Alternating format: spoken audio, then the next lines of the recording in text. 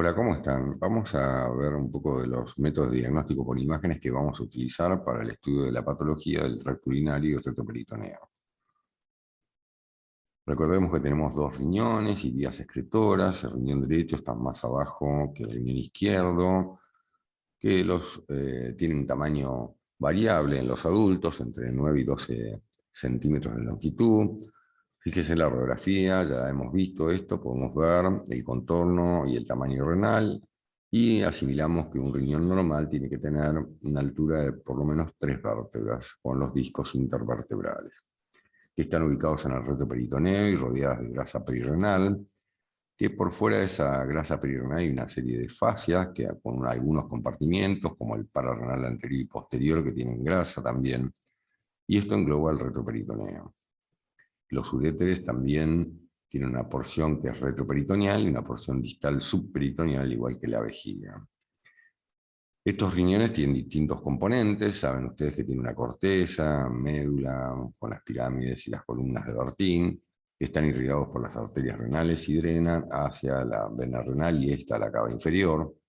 El uréter tiene en particular tres áreas de estrechamiento que son importantes recordar: son estrechamientos fisiológicos, la unión piel-ureteral, el cruce con los vasos ilíacos y el meato, porque en ellos se puede impactar una litiasis y provocar un cólico renal, que es una causa frecuente de consulta médica.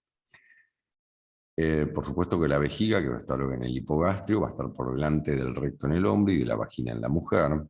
Los hombres poseemos una próstata que tiene distintas zonas y que las evaluamos por algunos métodos en particular. Y las uretras son diferentes, ¿no? En el hombre es mucho más larga, con distintas porciones: posterior, membranosa y anterior openiana, y la uretra femenina es muy cortita, con lo cual, digamos, su estudio va a ser diferente al de la uretra masculina. Como pueden ustedes ver en este cuadro, existen muchos métodos de diagnóstico por imágenes que se aplican. Dentro de la radiología simple nos sirve para detectar calcificaciones. Si inyectamos contraste intravenoso, hacemos un estudio que se llama urograma excretor, donde comenzamos con una radiografía simple para detectar las calcificaciones, las litiasis, y después de la inyección vamos obteniendo distintas radiografías en el tiempo para que los riñones concentren y eliminen la sustancia de contraste y poder valorar mejor todo el sistema excretor y la vejiga. Por eso se hacen registros en distintos tiempos, hasta 30 minutos.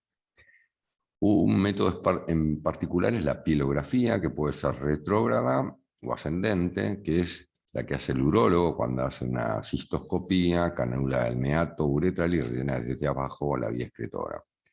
O la pielografía descendente, que se hace por una nefrostomía, o sea, tengo un drenaje del sistema excretor en la región lumbar y a través de ese tubo de drenaje puedo rellenar la vía excretora. Como dijimos, para el estudio de la uretra masculina se utiliza la uretrografía retrógrada, y esta, digamos, es el relleno de la uretra a través del meato uretral para evaluar básicamente las estenosis. Hay un estudio que se denomina cisturetografía miccional, en él colocamos una sonda vesical, rellenamos con contraste la vejiga, y nos va a servir muchísimo, sobre todo en grupos pediátricos, pero también en población adulta, para la evaluación del reflujo vesicureteral. O sea, vemos cómo al teñir la orina, vemos cómo eh, la orina que está contenida en la vejiga puede refluir hacia el sistema excretor superior, y esto es patológico, dado que si hay una infección en la vejiga puede llevar esos gérmenes al riñón, y algunas malformaciones congénitas que están mencionadas en el gráfico. Otro método de imágenes que utilizamos y mucho es la ecografía, dado que nos permite valorar muy bien el riñón, sus tamaños, la vejiga, y por lo tanto identificar claramente la litiasis, la dilatación del sistema excretor, que se denomina uronefrosis, los tumores y los quistes que pueden comprometer el riñón y a la vejiga. El testículo en particular se estudia con ecografía, y sobre todo algunas patologías relativamente frecuentes, como la torsión, los procesos infecciosos y los tumores. Y la glándula prostática utilizamos también la ecografía, pero por vía transrectal. Al igual que, recuerdan ustedes que los ovarios los evaluábamos Con ecografía transvaginal, bueno, la evaluación prostática se hace por ecografía transrectal con un transductor especial que se introduce en el recto. Esta técnica además tiene la posibilidad de aplicar Doppler, con lo cual valorar la dirección de flujo y las velocidades de flujo de las arterias y las venas y las patologías que la pueden comprometer, desde estenosis hasta trombosis. Pero les muestro a modo de ejemplo un programa excretor. Fíjense cómo vamos obteniendo distintas radiografías en el tiempo y cómo podemos valorar perfectamente no solamente el contorno del riñón, sino todo el sistema excretor, los cálices con estas formas de copa, cómo se van agrupando en grupos caliciales, superior, medio e inferior, y conformando la pelvis como un embudo.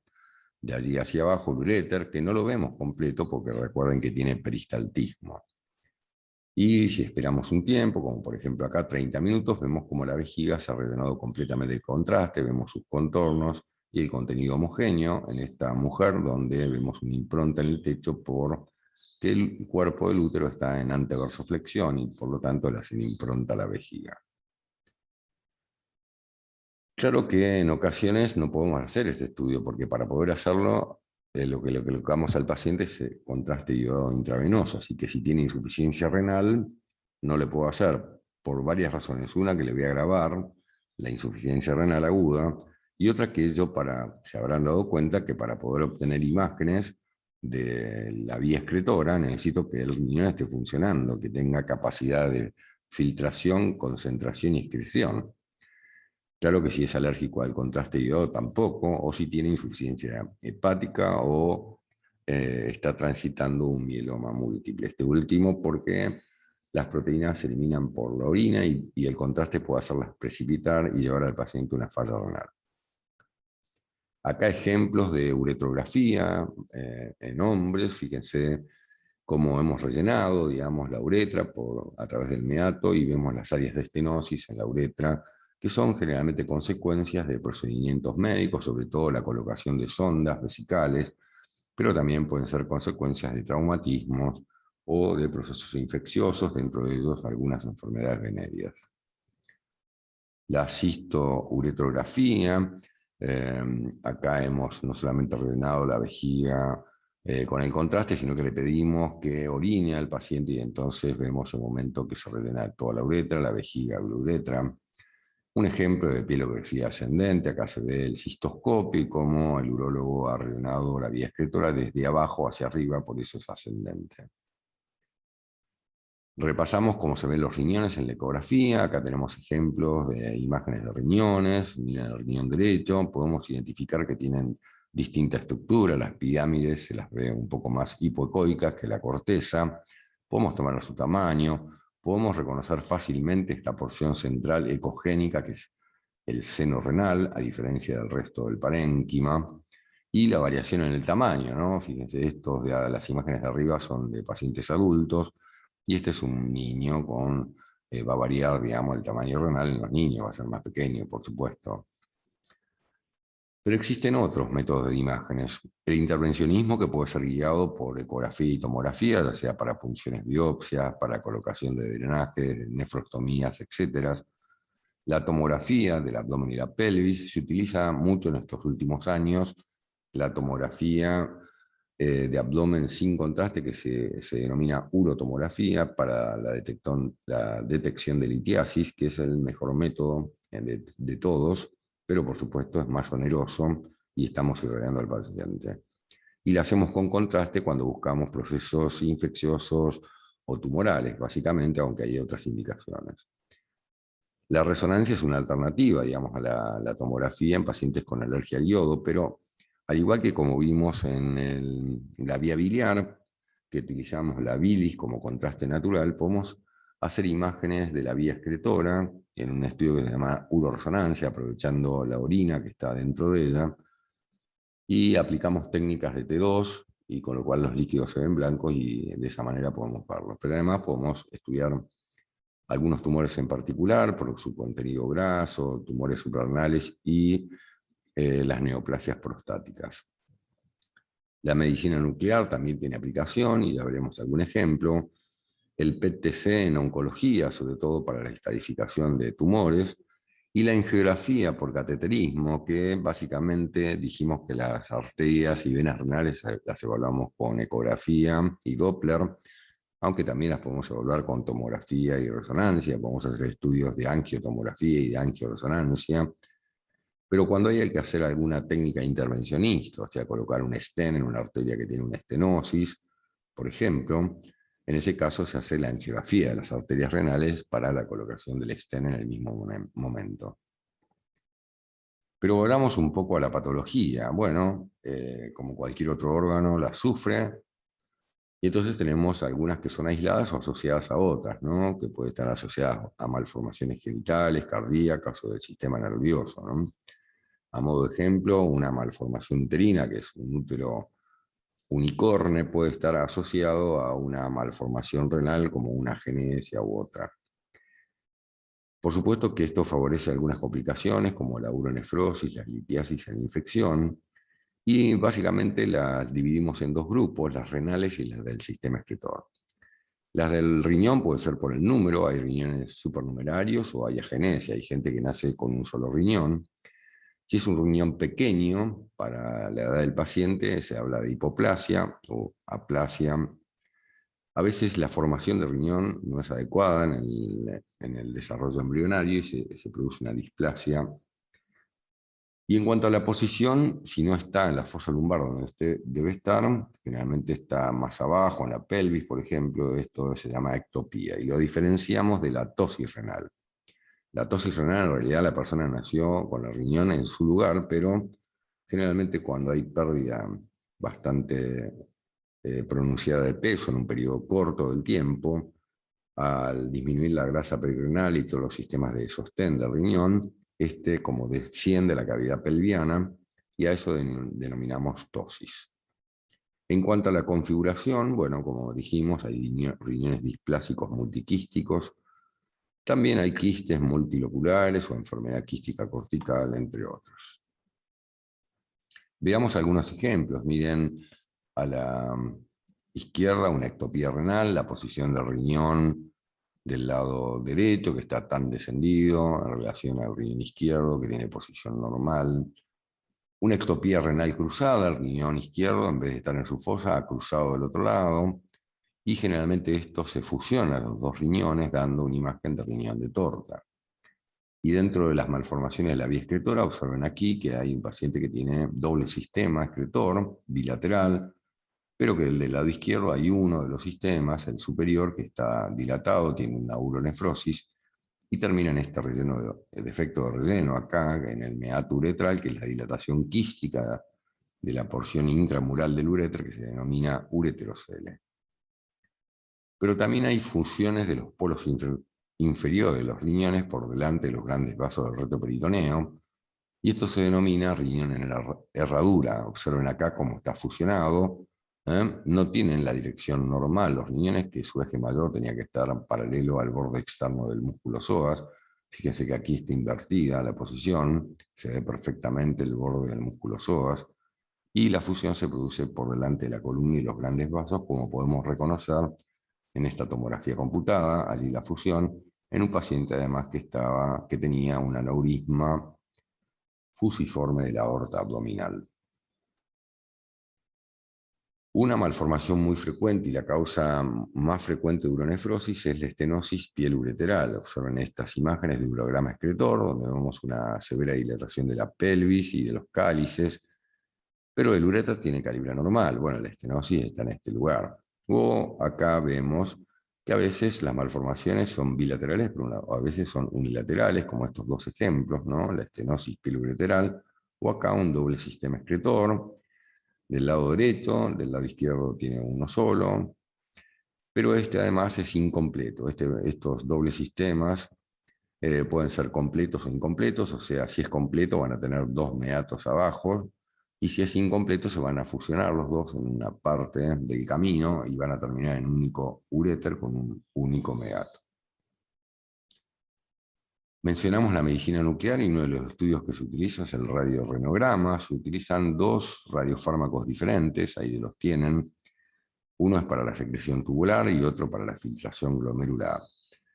Pero en principio lo que se hace aquí es, digamos, inyectar el radiofármaco, ver cómo llega hasta el parénquima renal, cómo el parénquima renal lo va excretando, con lo cual va a haber un proceso de llegada y después de lavado posterior.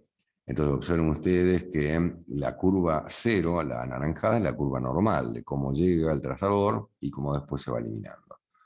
Sin embargo, tomemos por ejemplo la curva 2, la amarilla, observen que llega el radiofármaco, pero persiste un tiempo allí, aunque existe un lavado, porque la curva empieza a descender después, ¿no?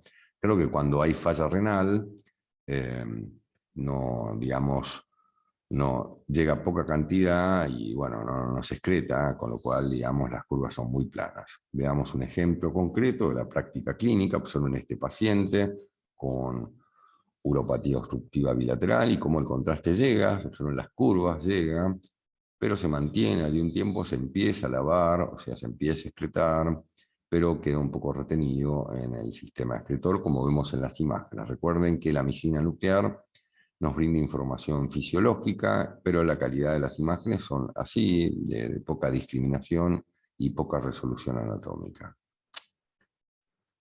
Mencionamos la uronefrosis como la dilatación del sistema excretor, y esta va a tener distintas causas. La más frecuente de todas son las litiasis, pero por supuesto los tumores del urotelio y otros, o las hipertrofias prostáticas, digamos, pueden provocar una nefrosis. Como ya dijimos en múltiples oportunidades, la ecografía es excelente para detectar líquidos, y si hay dilatación de estructuras que contienen líquido, las vamos a ver muy bien. ¿Recuerdan cómo se veía un riñón normal, que se veía el seno ecogénico? Sin embargo, en estas dos imágenes de acá abajo, de ecografía, vemos la dilatación de la pelvis y de los cálices perfectamente anecoicos. O aquí en este otro ejemplo también, pero además podemos valorar cómo en este otro el parénquima renal está marcadamente adelgazado, a diferencia de este que está relativamente preservado, con lo cual esta uronefrosis, sin lugar a dudas, va llevando a una insuficiencia renal por afección del parénquima. En el urograma excretor, como lo vemos, bueno, observen, el riñón derecho es normal, el uréter derecho no lo vemos prácticamente porque tiene peristaltismo, recuerden, y en el lado izquierdo, por un lado, lo vemos completo, eso es anormal, no debería suceder, pero además la pelvis está dilatada, y los cálices ya perdieron la forma de copa y se ven como clavas, redondeados.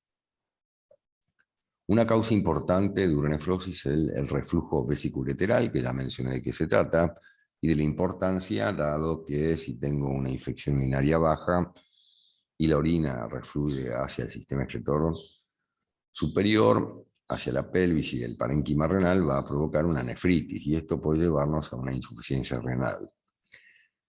La población que más estudiamos con este estudio, que es la cisto-uretrografía retrógrada, es la población pediátrica, y en ellos, vuelvo a reiterar, lo que hacemos es colocar una sonda en la vejiga, rellenar con contraste y ver, tanto pasivamente como al momento de la micción, si existe reflujo de la orina hacia el sistema excretor, como podemos ver en la imagen de la izquierda.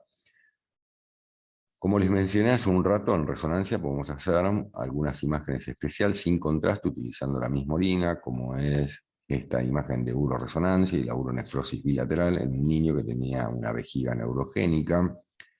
Y la ecografía nos puede dar alguna información sobre el reflujo, pero no tan fidedigna como nos puede dar la cisto-uretrografía retrógrada, pero hoy en día inclusive se hacen, bueno, hoy en día, hace muchos años, se hace un estudio que se llama cisto-uretrografía radioisotópica, que es una forma de evaluar también el reflujo y con una dosis de radiación menor a la que utilizamos en este estudio radiológico.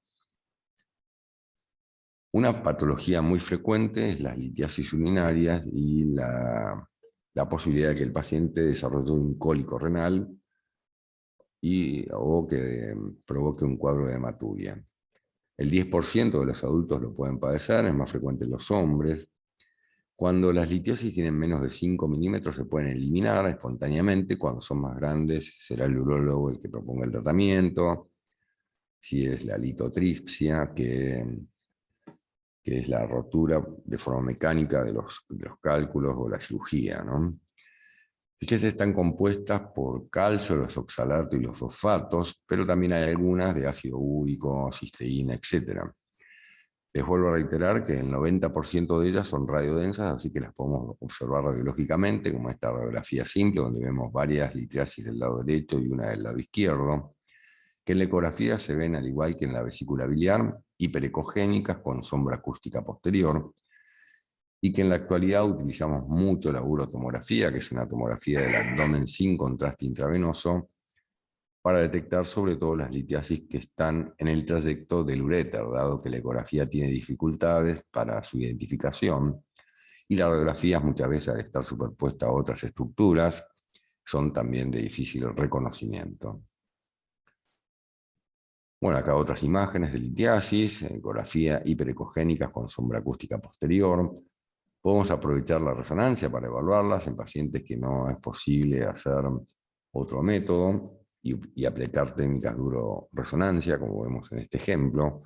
Pero a veces las litiasis son gigantes, como en este caso, y dibujan el coral, y las denominamos litiasis colariformes, por la forma que adquiere, dado que ocupan todo el sistema excretor, ¿no? La pelvis y los cálices.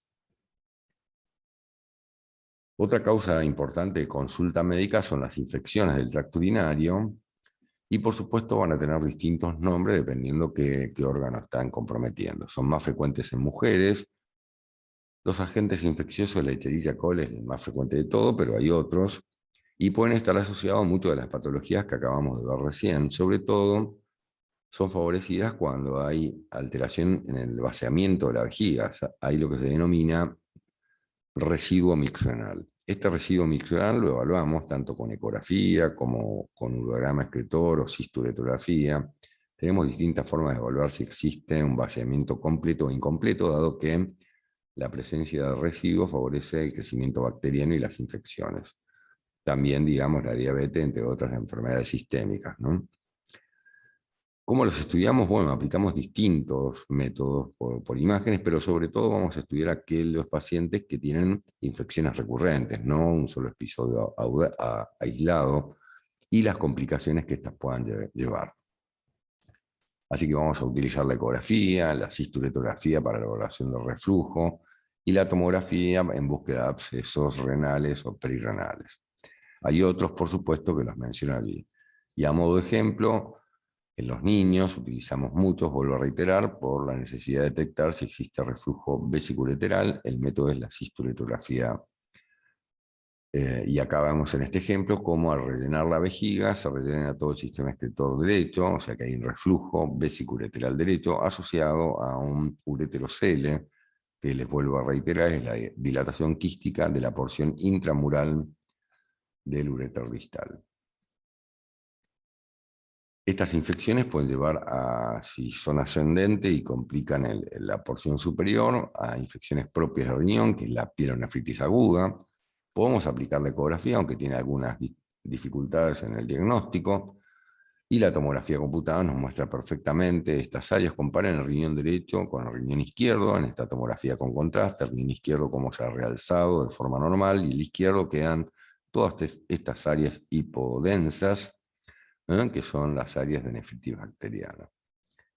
Las secuelas de estas nefritis pueden provocar áreas de atrofia en el parénquima o áreas de estenosis de la vía excretora, como en este caso en la unión piel-ureteral. Pero esto puede agravarse y una pielonefritis puede terminar en un absceso renal, como vemos en el ejemplo aquí, un absceso en el riñón derecho. En pacientes diabéticos puede desarrollar algunos gérmenes y hacer una pielonefritis enfisematosa, que acumulan aire, y vemos acá la severa dilatación de la pelvis con un nivel hidroaéreo, y inclusive podemos tener como complicación abscesos que comprometan la grasa perirenal, o sea, ya exceden el parénquima renal y se extienden a la grasa perirenal, y algunas formas especiales de pielonefritis crónicas que se llaman santogranulomatosas, caracterizadas por la presencia de litiasis y lesiones quísticas. Bueno, esta es la primera parte. Continuamos enseguida con la segunda parte.